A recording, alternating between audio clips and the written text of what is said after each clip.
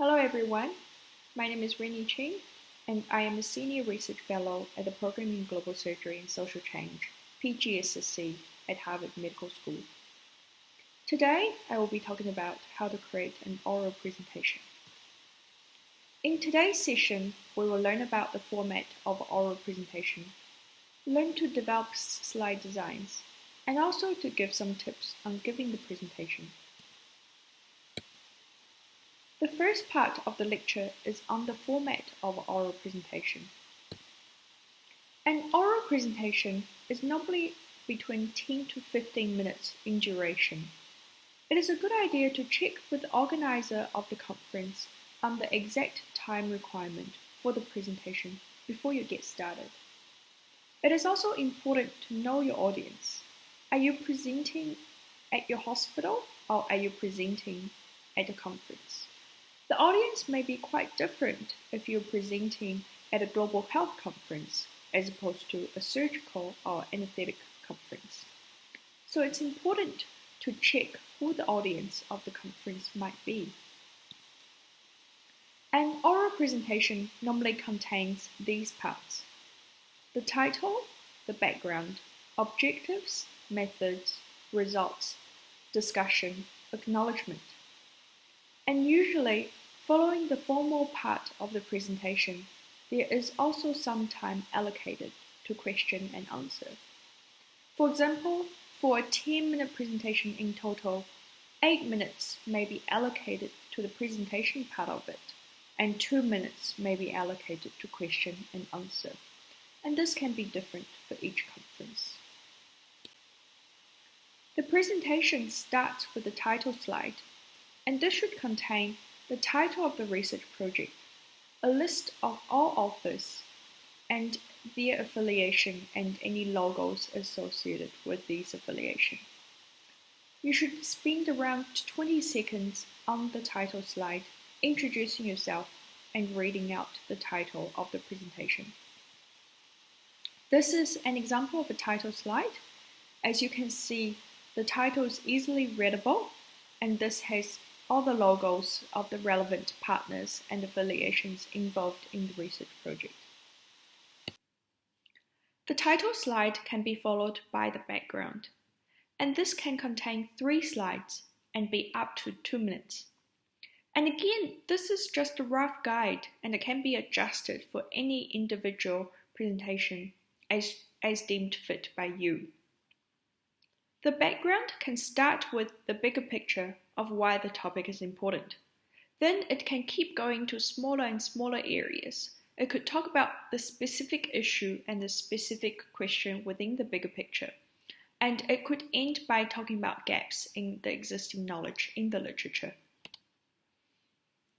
This is an example of a 3-slide series of background in a presentation. As we can see on the left, the background section started off by talking about the bigger picture, and it demonstrated that ADHD is a public health issue through showing the prevalence of ADHD. In the second slide, it drilled more into the specific issue that ADHD is linked to certain driving behavior. And in the third slide, this talks about the more specific and detailed gaps in the literature that helps to inform the aim of this research project. The background section is followed by the objective section, and this is usually 1 slide and can be presented in less than 1 minute. It should clearly and concisely highlight the aim of the study. It can be framed as a statement. For example, the aim is to estimate the association between physical activities and breast cancer. Or this can be framed as a research question. What is the association between physical activities and breast cancer?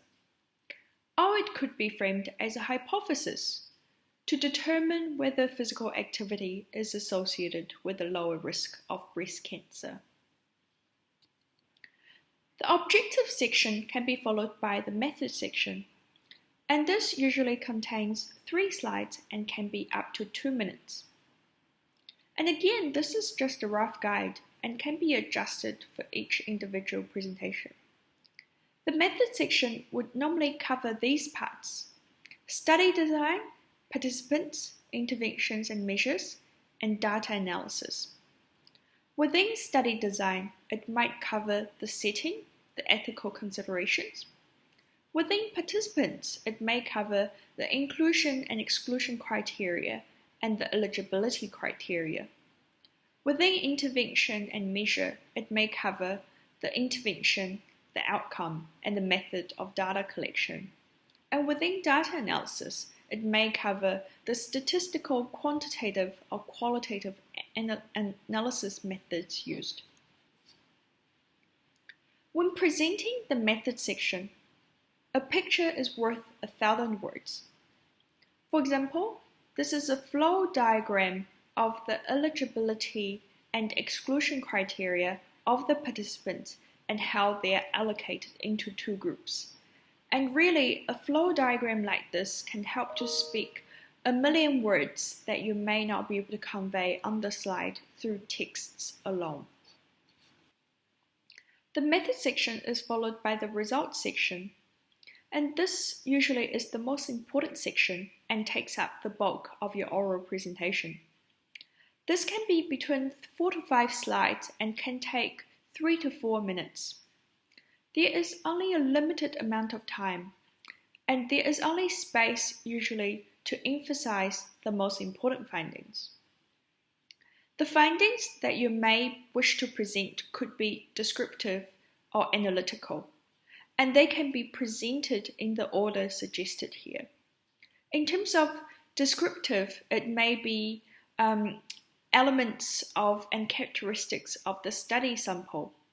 For example, if the study is about patients with appendicitis, you may wish to show the age range and the gender and ethnicity makeup of these patients. Analytical results could contain key outcomes. For example, the perforation rate in those treated with antibiotics with appendicitis. It could contain key analytical findings.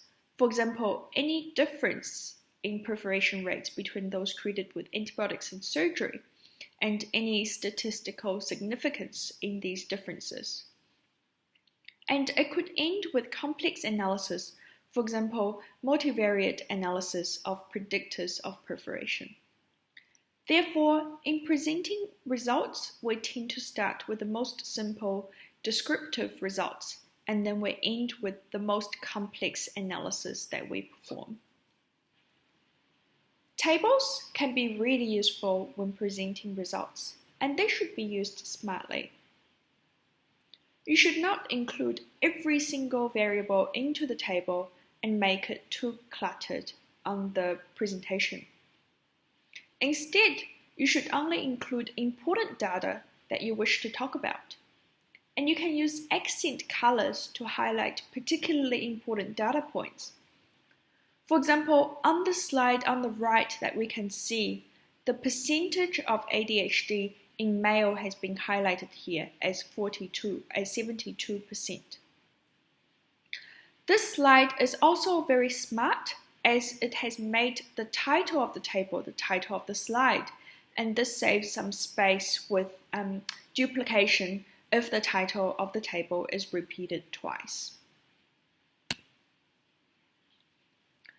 Graphs are also very useful when presenting results, and we should use as much graphs as we can if possible. However, it's important to avoid chart junk, and this means cluttering the graph with unnecessary information that doesn't add to the graph. My question to you would be, what's bad about this graph? And I want you to take 2 minutes to think about it and write down your answer, and feel free to pause the presentation at this point.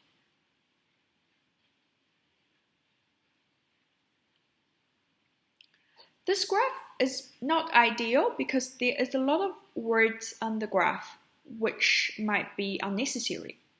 For example, it says that the title of the graph is the number of US motor vehicle crash deaths, and it says fatality analysis reporting system.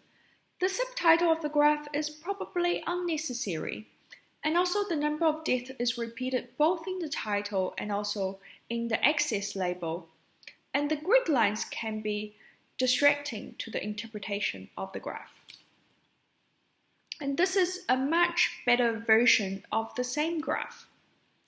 It simplifies the title and it uses the graph title as the title of the slide, Progress in Teen Driving Safety. It keeps it simple. It got rid of all the grid lines. It got rid of the number of data points on the y-axis. The label of the y-axis is no longer there, and as opposed to having the year range in the title, the years are used as x-axis labels. So this graph is much more effective in the presentation than the graph before. When you make any graphs, avoid grid lines, 3D design, or shadows, as they can only clutter the graph and not carry any useful information. Finally, the last part of your talk is the conclusion of the discussion, and this should be around 2 to 3 slides and 2 to 3 minutes. It could contain the key message, followed by the strength and limitations of your study, and end with any future implications for research or policy. At the end of the talk, it's important to have a final slide of around 10 seconds to acknowledge any contributors who are not listed as authors, to acknowledge any funding sources, and to say thank you to the audience for listening to your presentation, and say that you'll be willing to answer any questions that may come up in relation to your presentation from the audience. This covers the content of the oral presentation. And now, let's talk about the slide design. The general rule for slide design is that you should have approximately 1 slide per minute. You should use plenty of white spaces, as you can see on the right side of this slide. And you should use informative titles, such as study participant characteristics or risk factors for illness when you are presenting different parts of the result, as opposed to result 1 or result 2.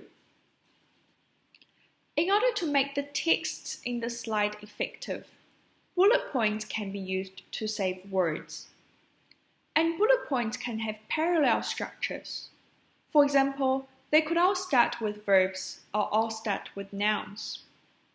In general, as a rule of thumb, there should not be more than 6 words per bullet point and more than 6 bullet points per slide. Does this slide fulfill these roles? And you would find that it does, and this is why this is an example of an effective slide. Recommended fonts include Arial, Calibri, or Helvetica, and these are sans serif fonts, which tend to be easy to read from a distance. In terms of recommended sizes, titles should be at least 36 points and they should be bolded. Main bullet points should be at least 28 points and sub-bullet points should be 24 points. And this is so that all of these can be read from afar and the title and the main bullet points are emphasized as appropriate. The size I've put each of them in this slide is proportionate to the actual size so that you get an idea of how big they should be. The slides should have a consistent color scheme. There should be 2 to 3 complementary colors which play off on the images that you include in your slide. And be aware that some of the audience may have color blindness, and it's good to avoid any red-green combinations because they would just all appear to be shades of gray to any colorblind person. It's also a good idea to use high contrast so that the slide can be read easily. For example, black text on white background or white text on a dark green background, as we can see on this slide.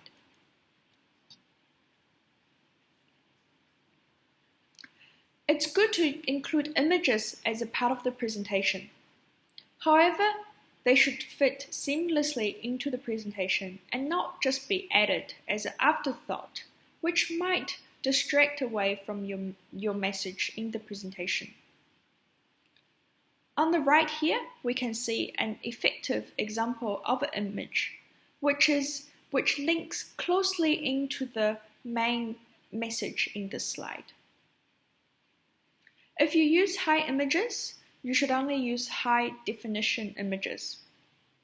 Screenshots can be low definition, and they can appear blurry when blown up on a large screen, even if they appear fine as you work on your PowerPoint.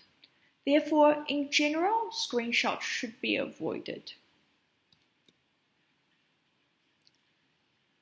Icons can also help to make the presentation more dynamic, and they can add a visual element to bullet points. You can find icons in Microsoft PowerPoint, and you can search for key terms. For example, here you can see I've searched for hospital, and these are the icons that have come up that are associated with the hospital. And again, icons should complement the message and not contrast with the message. This is an example of good use of icons. The presenter here has matched each bullet point with appropriate icons. And they have added a visual element to their text when presenting their results, which may make the slide more visually appealing to the readers. And as we can see, the icon matches up with the theme in each bullet point and complements the message rather than take attention away from it. Animations can also be used in slides, and an example is here. Animations should be used sparingly. They sometimes do have a role if the slide is quite busy and if you want the reader's attention to be focused on particular parts of the slide first.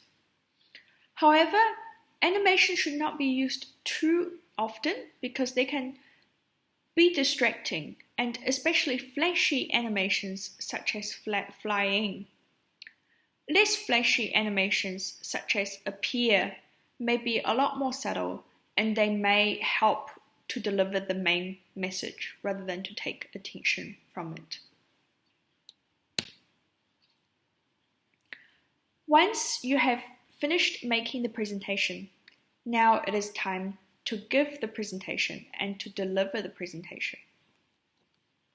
When you're prepared to give your speech at the conference, it's important to practice, practice, and practice. Practice makes perfect. Speak slowly so that the audience can understand it. And also, slower speech helps you to control your nerves if you're feeling nervous on the day. You can use a script to ensure that your presentation is to the point and it's succinct, but don't sound too scripted. Instead of writing out a full script word by word, you can jot down a few key bullet points to guide you in your speech so that it still sounds natural.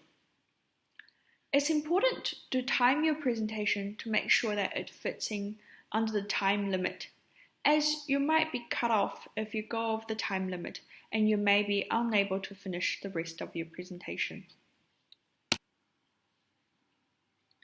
Oral presentations are often followed by questions and answers, and this can be quite daunting.